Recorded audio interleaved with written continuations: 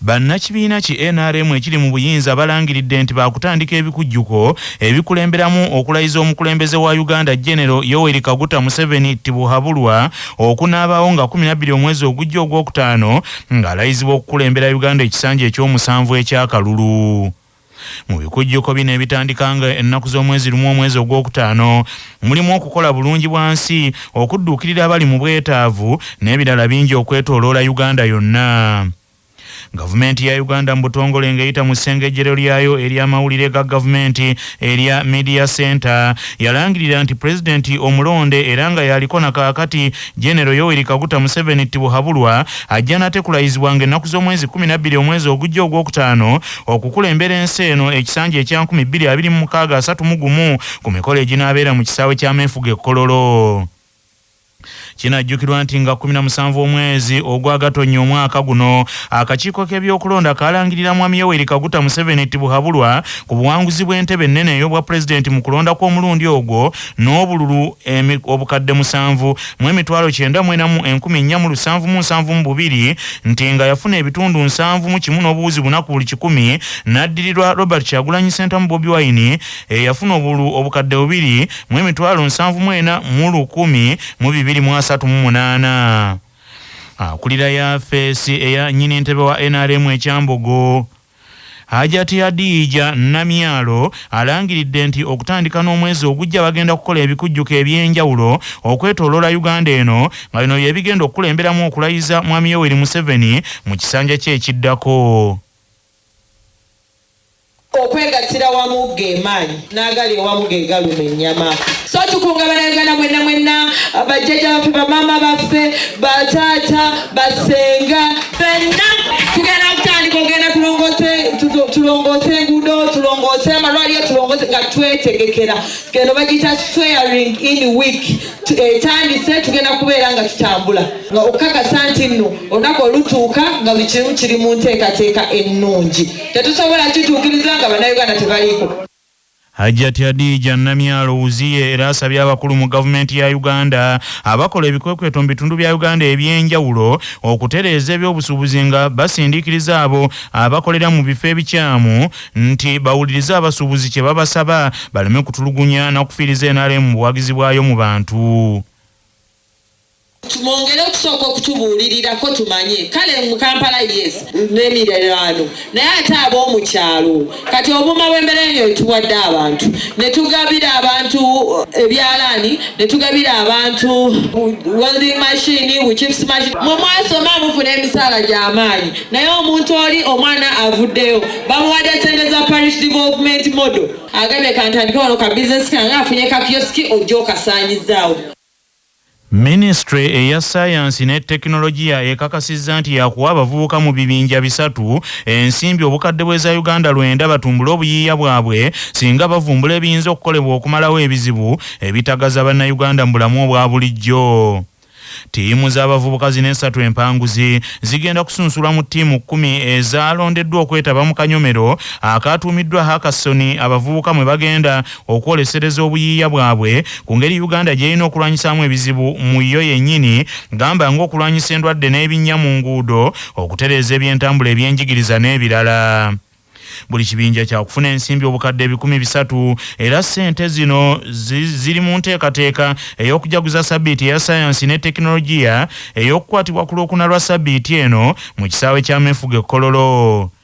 Kathy Muwumuza avunaanyizibwa ku bigenda okuyiyizibwa mu bikujjuko ebya National Science Week asinzidde Bukoto ku kitebe kya National Science Secretariat n'ategeeza nti ttiimu zino 10 we zitandikidde okuyiiya ebintu ebyenjawulo bye zinaakola era n'alabula abagenda okuwangula ensimbi zino nti si za kulya wabula za kutumbula buyiiya okuyamba ensi eno Uganda. Bateeka mu room emu ne tubawa kyoyita ekizibu gambe nga tulina ebinnya tubikoze tutya oba tulina kino ekirwadde tetulina ddagala tukikoze tutya so bagenda tandika bagenda kubeera week number bagenda londa ebizibu bye balabye bye basobola okukolako bye basobola okufuna tugambe solution nti anze bwe tukwata ku kino nga team tujja bbawa solution bajja kumaliriza nga lwa 6. Benjamin Ojede omu ku bayinginiya okuva mu Kira Motors abeetabye mu mpaka zino agambye nti batunuulidde abakozesa ebidduka ebikolera ku masannyalaze okubanguyizaako mu bifo balina okufunira amasannyalaze ag'ebidduka byabwe bino. We are building a solution currently called Juza. With Juza, clients or users of electric vehicles, including bikes, can be able to pay for charging services at different charging stations. So we applied, presented our project as the Juza team, and we were selected to participate in the hackathon. Mu mawulire ag'ebyemizannyo ekibiina ekiddukanya omupiira ku ssemazinga wa Afirika ekya CAF kikakasizza baddiifiri bannayuganda babiri okulamula mu mpaka z'omupiira eza Africa Cup of Nations ez'abazannyi abatasussa myaka 17 ezigenda okubeera e Morocco omwaka guno 2026. Baddiifiri bano ye Lucky Kasalirwe agenda okubeera mu kisaawe wakati saako Bryanson Musisi omuwubi w'ekitambaala. Omugatte baddiifiri 25 be baakakasiddwa okulamula mu mpaka zino nga ba mu kisaawe wakati ate abawubi b'ekitambaala omugatte bali 30. Empaka za AFCON Under 17 zigenda kubeerawo okuva nga 13 omwezi ogwokutaano okutuuka nga 2 omwezi ogw'omukaaga e Morocco, era ensi 10 zijja kuyitawo butereevu zikiike mu mpaka z'ensi yonna eza FIFA Under 17 World Cup era ez'omwaka guno e Qatar. Uganda Cubs yemu ku ttiimu 16 ezigenda okuvuganya mu mpaka zino ng'eri mu kibinja kya na Ivory Coast, Cameroon ne Democratic Republic of Congo. Amawulire okuva ebweru w'eggwanga gakutuusibwako Mchad Industries abakukolera Mchad Kisubiti, amajani kawoomera, Mchad Muchuzi Mix, akanzaali akazitoya enva ne Mchad Mineral Water, amazzi amawoomu agawonya ennyonta. Poliisi e Buyonaani egombye obwala mu musajja namukadde w'emyaka 89 ateeberezebwa nti yeesuddemu akambayaayo akasenguse ennyonyi ekiro gy'oli nti ew'omusolo n'akuba amasasi mu bifo 2 n'alumya abantu 5 mu bifo bino. Omusajja ono w'emyaka 89 asoose kwekaajangira ku kitebe eky'ekittavvu ky'abakozi e Kelameikos mu kibuga Athens ng'eno aliko omukazi gwakubye amasasi mu kugulu, era bw'avudde awo n'agenda ku kkooti ewulira emisango emitonotono awo nawo n'akubirawo abantu 4 amasasi.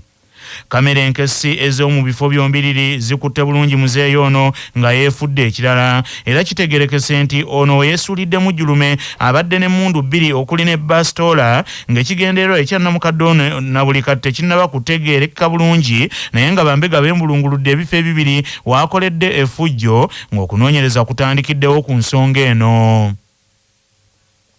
Agavudde mu kunoonyereza wano ku Kyabasa Famma gakutuusibwako Kyaddondo Technical Institute e Busaabala abakuwa obukugu mu bya engineering, technology ne business ku ddala lya certificate ne diploma n'obeera wa njawulo mu katale k'ebyemirimu. Okunoonyereza okwakolebwa gye buvuddeko kwalaga nti Misiri y'ensi esinga endala zonna ku ssemazinga wa Afirika okulimu obumonde obuzungu mu bungi nga buli mwaka evaamu obumonde metric tani obukadde 5 mu emitwalo 7.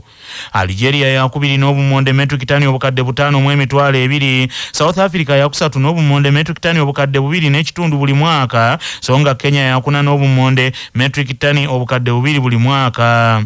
Morocco yakutaano evaamu obumonde metric tani akakadde kamu emitwalo 95, so nga Uganda ya 20 n'obumonde metric tani emitwalo 18 mu kunoonyereza kuno okwanuddwa ku mukutu ogwa Nation Master.